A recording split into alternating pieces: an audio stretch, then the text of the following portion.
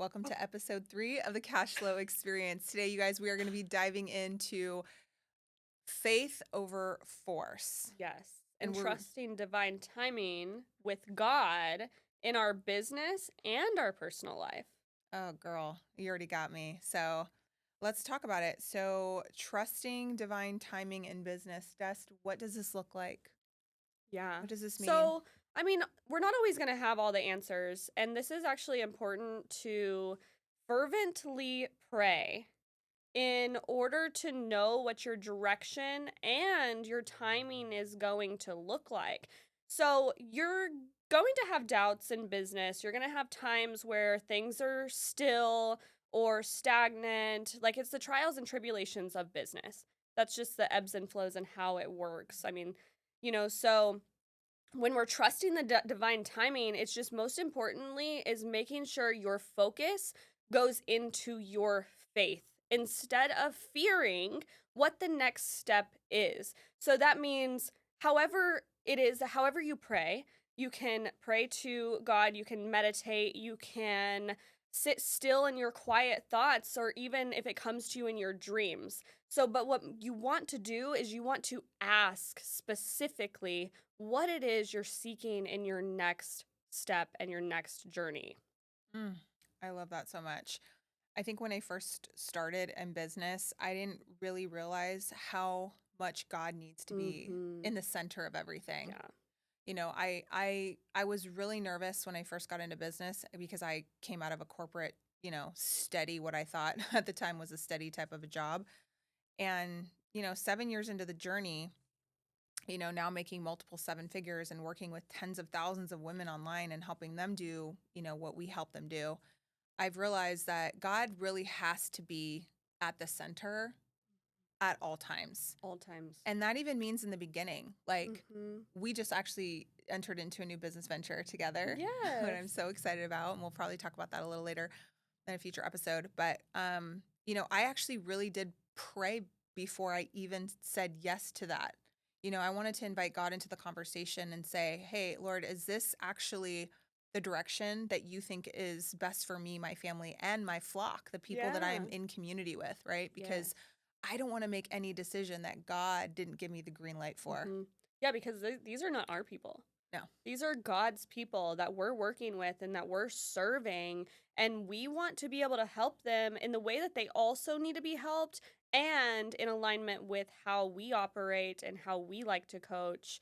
And we just want to make sure that our business partners are aligned with us, the business decisions that are aligned with us. Actually, before we even stepped into this room, this morning I prayed, and last night I prayed, and at 3:00 in the morning I prayed. I was like, God, just help us be able to flow effortlessly in order to reach the people that really truly need to hear our message. And that's what this mission is all about. And this is why we are doing this podcast, is because we want to be able to help the people that need the help or that may be in the same positions that we have been in our business, and been able to help them and able to strive and thrive, get out of that.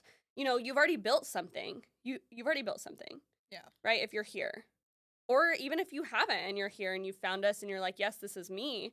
Like, this is the place where you can open up in all areas and feel safe in your faith, in your journey, and in how to move forward whenever things are coming to a halt, or even things are going good and you're like, okay, everything's good, but I'm not good. Yeah. That's kind of off. We kind of went off topic a little bit, but I'll go back to the faith-driven decision making of our business and how we implement those. And it's not going to be perfect. So the thing is, when we're on our spiritual journey and we're in a journey with Christ, nothing is perfect. Actually, we're probably stopped the most by the enemy. Always. Right? And here's the thing, like, knowing when the attack is actually coming from someone externally, but typically it never is the actual person that's attacking you. It's the enemy that's attacking you. Mm. And whatever spirit is attached to them.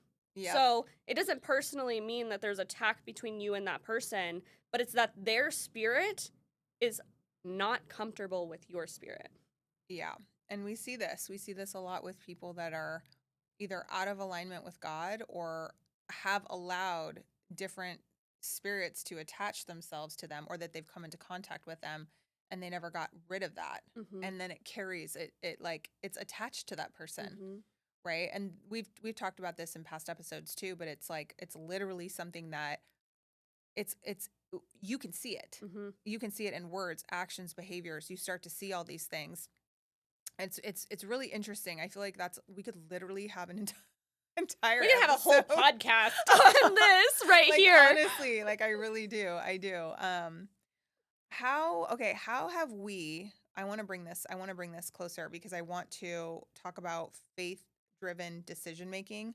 How do we and how do you? I know how I do it, but how do you make decisions that you know are faith driven and not ego driven, not worldly driven, not necessarily even financially driven, but how do you know when you're making a decision that is a spiritual choice? Oof. Sometimes I feel like I still struggle with this. Yeah, we all do. We all do. Um, actually what I do is I pray about it multiple times and I kind of have a passcode with God. So I create a passcode with God. I'm not going to tell you my passcode because that's mine. That's Don't mine. share. That's my sacred passcode. But I have a passcode that I set with God that is like, if it's a no, show me this. If it's a yes, show me this. And I actually learned that from a coach. That's incredible. Yeah. That's incredible. So I do feel like it will show up. Sometimes if it doesn't show up, I will take that as a not right now. Yeah. Yeah. So even if my passcode of a no doesn't show up or my passcode of a yes doesn't show up, I'm going to take that right now as just don't move. Yep. Don't move on it. And if it doesn't feel good to me, most importantly. So I kind of have two ways that me and God communicate with each other, and it's through either my physical responses. So if I'm repulsed by something, if it makes me want to like throw up or literally just shut down, like I just won't move. Like I won't move if it's not for me. Yeah. I think that's super, super powerful. There's a prayer that I actually have in my office and I have it downstairs in my kitchen. And every morning I say it as part of my like morning ritual routine where I literally just say, Lord, I now give you everything and ask that you remove anything that no longer serves me and Yes. reveal everything I'm supposed to be focusing on right now today and also in this season. And what's so funny about this is instantaneously I always see something either remove itself, expose itself, or reveal itself. Yep. And that's why I know bringing God into the business conversation is an absolute must. It's not like a maybe or should I. It's if you really want to be in alignment with God's purpose on your life and God's calling on your business, you have to involve him because he has a divine vision and he can see things in the supernatural world you can't see. He heard conversations you never heard. He has access that you don't have, right? And he's looking out for you. Like there's a whole landscape out there where we're day-to-day running businesses and doing things, right? You don't have full disclosure from the rest of the world or every person you're interacting with. But when you bring God in and you say, "Hey, I give you the authority to remove, add, align, realign, misalign me with persons, people, things, situations, businesses," he moves faster because it's almost like you're saying, "Hey, I'm going to give you authority in this way. Please exercise that authority over my life." And God won't go where he's not invited. Yep. God never comes into places that he's not invited into.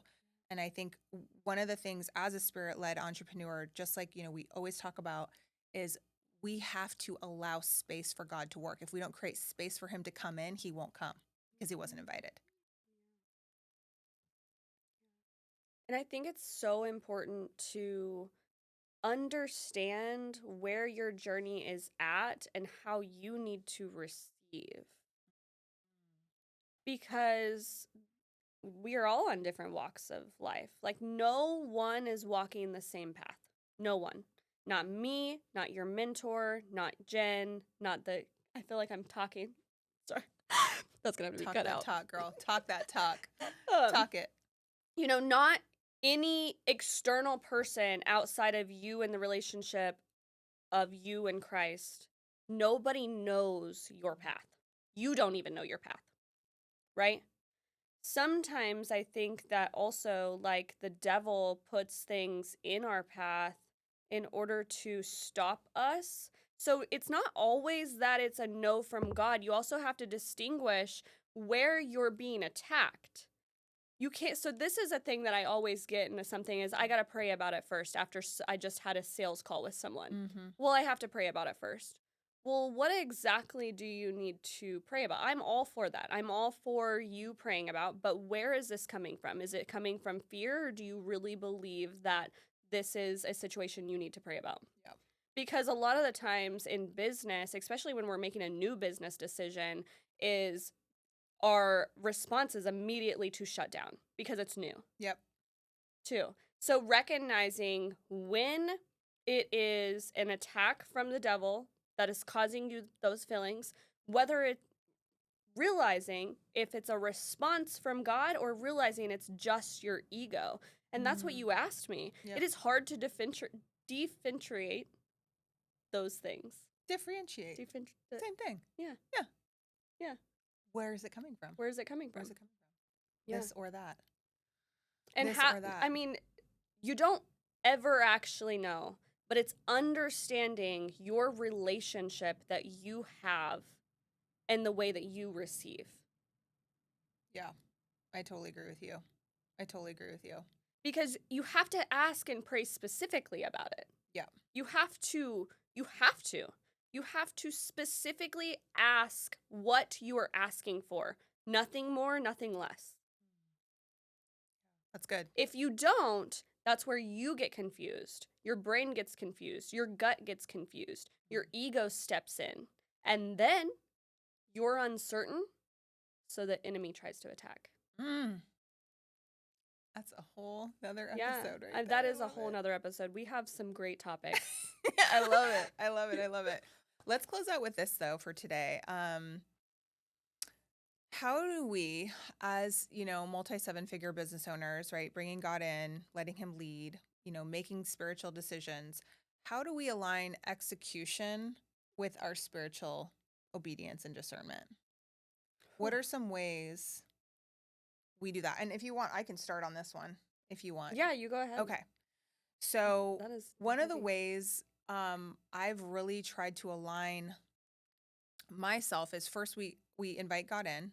I always invite him in, right? I allow him to reveal things to me that I need to do, step away from people, different things. And sometimes it might be a shift. Sometimes you might not need to step away from a business or a person. You might just need to realign something. Something might just need to shift, right? I've had that happen so many times and I've made more money or the right person has come along or, something shifted and now there's a rebrand, but that benefited the collective and me and everyone I serve and all the people I coach and mentor and work with.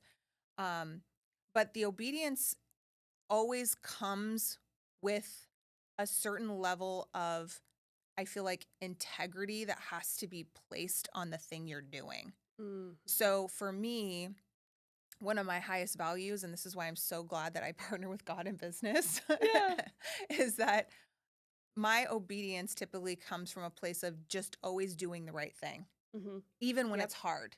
Even when it's hard. And, I've walked through seasons of betrayal. I've walked through seasons of people taking advantage of me. I've walked through seasons of people stealing money, stealing content, stealing, entire courses I've created, people lying to my face, people slandering me on social media, doing all of those things, right?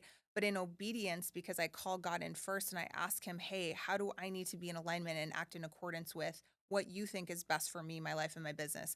I've never stepped out of integrity. Yeah. And I think that's so important that if you're going to be aligned and if you're going to execute in business, you must always align with your highest hierarchy of value systems. And one of my highest values personally is integrity, which just means no matter how the chips are falling, no matter what's going on around me, I always try to do the right thing, even if I take the L. which I Yeah. have Yeah. many times. Yeah. Many Yeah. times. Me too. Many times. And we have very similar stories. So It is similar. actually crazy because I've walked through the same betrayals. Well, not the same, like different forms, obviously. The betrayals, my social media shut down, people projecting their own traumas on me and making me the villain and teaming up against me. All of those things, you know. And I've had to remain in my integrity with God in order to, first of all, notice where I went wrong in those situations, praying to Him, asking me to reveal the truth to me, even. And that is how I align my execution, is honestly just reveal the truth to me, whether I'm right or wrong.